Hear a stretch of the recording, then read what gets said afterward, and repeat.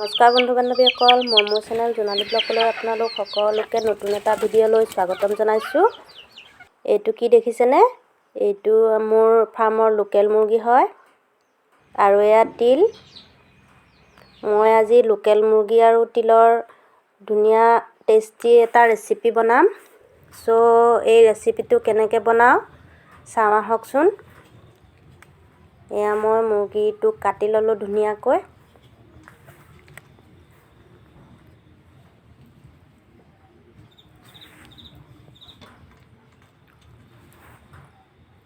এইখিনি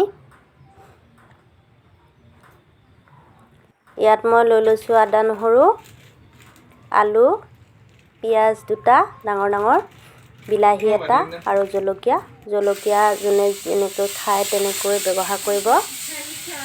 এইখিনি মই কাটি ৰেডি কৰি ল'লোঁ। পিঁয়াজখিনিও ধুনীয়াকৈ কাটি লৈছোঁ, বিলাহীকণো কাটি লৈছোঁ।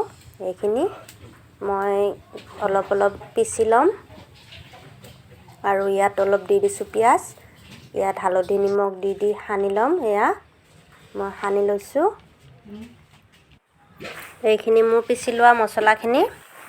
এতিয়া মই কেৰাহী উঠাই দিছোঁ, তেল দি দিছোঁ। তেলখিনি মোৰ গৰম হৈছে। ইয়াত মই অকণমান চেনি দি দিছোঁ কালাৰটোৰ কাৰণে। চেনিখিনি মোৰ ৰঙচুৱা হৈ গৈছে। ইয়াত মই দি দিছোঁ কেইটামান পাঁচফোৰণ। এয়া দি দিছোঁ পিঁয়াজ। এইখিনি মই অকণমান লৰাই ল'ম।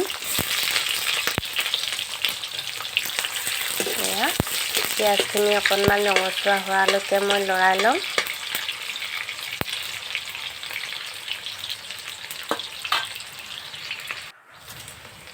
দি দিছোঁ তেজপাত দুটা। এয়া মই মাংসখিনি দি দিলোঁ। পিঁয়াজখিনি মোৰ অকণমান ৰঙচুৱা হৈ যোৱাত এতিয়া মই লৰাই দিছোঁ। মাংসখিনি অকণমান ভজালৈকে মই ঢাকি থৈ দিম।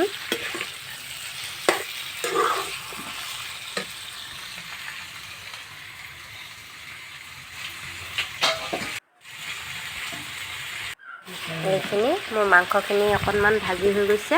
ইয়াত দি দিছোঁ আলু দি পেলাই মই অকণমান আকৌ ভাজি ল'ম।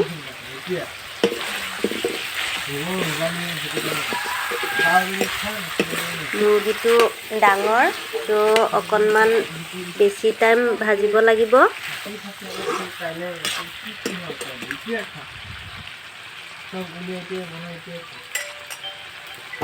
এয়া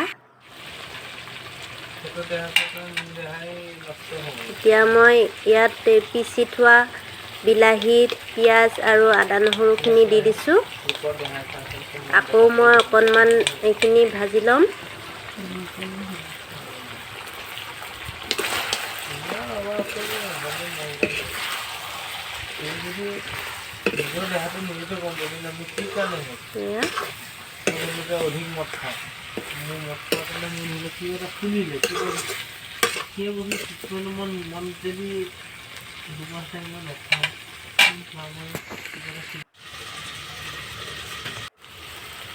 এইখিনি মোৰ ভাজি হৈ গৈছে।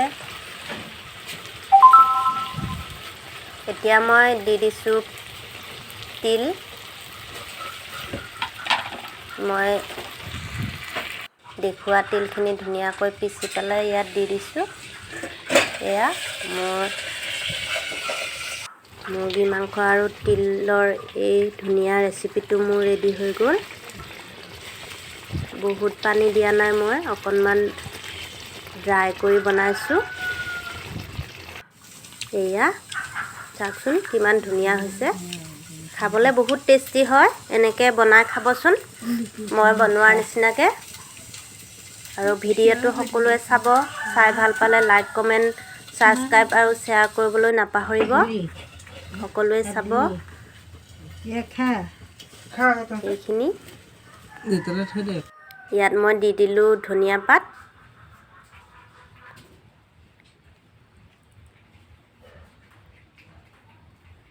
আৰু এনেকৈ সকলোৱে বনাই খাবচোন। কেনেকুৱা পায় মোক জনাব।